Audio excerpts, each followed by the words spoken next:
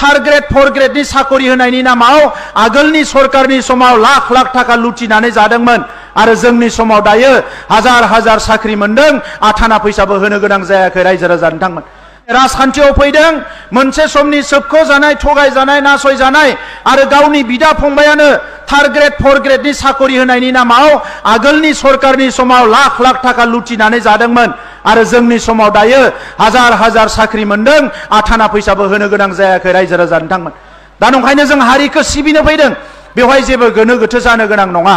दा नंखायनो रायजोफोर आं खावलायदों फैबाय थानाय समा जोंनिनो सम दिल्ली दिसपुराव दिनै जोंहा मानसि दङ आरो हारिखौ दानायनि नैबे मोनसे मोजां सम फरायसाफोर लाइमोनफोर आइजोफोर जौ जुवा ड्राग्सनिफ्राय गोजानाव दोननानै गोग्गो समाज दानो थाखाय जों आवगायलांनांगोन आरो जों मालाबाबो बावाखै आरो इयुनावबो बावनाय नङा हारिनि बाथ्राखौ हारिनि बाथ्रा जिखालि बावगोन ओइखालि राजखान्थियाबो जोबस्रांगोन दा नंखायनो राजखान्थिया गिदिर नङा हारिनि बाथ्रायासो गिदिर मानगोनां रायजो राजा नोंथांमोन बावैसो बे पर्बतजरायाव आदानिनो हा फानबाय होननानै बानसावगासिनो दङ जेला बिथांमोननि सरकार दङमोन रामदेबनो बिथांमोना 4000 हा होदोंमोन दिनै रामदेबा मा खालामदों मोसौ गलि बानायनानै हाखौ आवग्रिनानै दोनदों जेबो मोनाखै बेवहाय इन्डास्ट्रि जानाय लोगो लोगोनो 9,000 निफ्राय 10,000 मानसिया खामानि मावनानै मोनजागोन आरो जोंखौ बुंदों जे गावनि बिदा फंबायखौनो अनाखै हा सेनानै फानदों मादों मानगोनां रायजो राजा नोंथांमोन बे बर' फिसाफोरनि सोरबा सासेनि बिगासेखौथ' बाद हो एक पुवा हाखौबो ओरै ओरै खालामनो हानायनि जोंनियाव बिख्लो गैया रायजोफोर जोङो हारिनि थाखाय हारिखौ सिबिनो फैनाय मानसिसो बेवहाय रावबो सासेबो मानसिनि एक बिगा हाखौबो बेयाव सेनाय जायाखै सरकारि हाखौ लानानै खेबथाम खेबब्रै मेपखौ सोलायनानैसो बे प्रप'जेलखौ बानायदों आरो दिनै बिथांमोनखौ थुनज्लायदों सोरबा पेट्रल सावना थैनो नागिरनाय माबानाय बिथांमोनखौ थुनज्लायहैदों गावनिनो आबाद मावनानै जाग्रा मावै दाङै जाग्रा बिदा फंबायफोरखौ दिनै बिथांमोनखौ जोङो अनो बिथांमोननि थाखाय जों जेबो खालामनो नागिराखै पुलिस मिलिटारि बाहायनो नागिराखै बिथांमोना माने दिनै बुंदों जे बायदिसिना खालामदों होनना जों एक फोथासेबो जेबो खालामाखै आरो जों खालामनाय नङा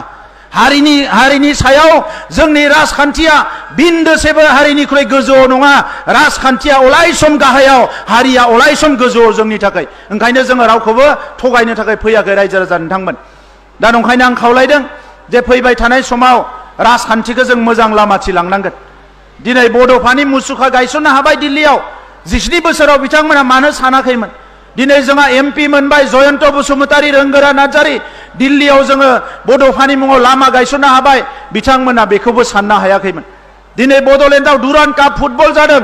इन्टारनेशनेल ड्रामा फेस्टिभेल जादों इन्टारनेशनेल स्टेन्डार्डनि थुनलाइनि माखासे जोंहा जथुम्माफोर जादों क'क्राझाराव दिनै क'क्राझारनि थासारिया सोलायलांबाय बेखौ दिनै बिथांमोना एसे खोमानो नागिरदों देग्लाय बोसोराव इनफ्रास्ट्राक्चार ग्रान्टआव अकल क'क्राझाराव मोनसेल' जिल्लायावनो 117 कौटिनि जोङो आसनि लानाय जादों आंनियाव दङ बे आसनिफ्रा साननैसो उनाव बेखौ बेखेवनाय जागोन दा नंखायनो मानगोनां रायजो राजा नोंथांमोन जे नैबे ओनसोलाबो समान समान जौगानांगौ जे बड'फाया बुंलांनाय बायदियै जोंनि हारिखौ गेरेमसा हारि खालामनांगोन 1952 मायथाइनिफ्राय दिल्लीयाव खेराइ मोसाहैनायफोरखौबो जोङो बिथांमोनखौबो जोङो बरायदों मानोना जोंनि हारिमुखौ नेशनेल लेभेलाव बिथांमोनानो लांदों लोगोसे बिएलटिनि थालांनाय 300 जिखिनि केडारफोर दङ बिथांमोननोबो दाख्लै जोङो 50,000 होनाय जादों मानोना बिथांमोनाबो जुजिदोंमोन बिथांमोनखौबो सन्मान होदों एनडिएफबिनि मुंख्लंफोरनो अनसुंथाइ होखांनायनि उनाव जोङो दायो एबसु आरो बिएलटिनि मुंख्लंफोरनोबो फिन जोङो अनसुंथाइखौ होनायखौ जागायफिनदों मानगोनां रायजो राजा नोंथांमोन बर' माहारिनि गेदेमाफोर जोहोलाव नीलेश्वर ब्रह्म अस्ताद कामिनी कुमार नार्जारीनिफ्राय लानानै जेसेबां जोंहा गेदेमा दङ बयनिबो मुसुखाफोरखौ गायसननानै माहारिखौ जाहाथे गोजौआव लांनो हायो जों बिनि थाखाय खामानि मावगासिनो दङ सोरबा सोरबा बुङो जे फानबाय बायदिसिना खालामबाय हारिखौ फानबाय माबाखौ फानबाय दिनै बेवहाय जोङो जिरायनानै दङ रोंगोरा नार्जारी बिथां आरो आं जोंबो थांनाय 32 बोसोर सोमावसारना फैनायसो हारिखौ थगायनो हानाय जोंनि बिमा बिफाफोरखौ बिदा फंबायफोरखौ थगायनो हानाय गोहो जोंनियाव गैया आरो थगायनो थाखाय जों राजखान्थियाव फैयाखै जोङो बायदिसिना खामानिखौ न'आव जिरायनानै राजखान्थि खामालासिनोबो मावनानै जानो हायो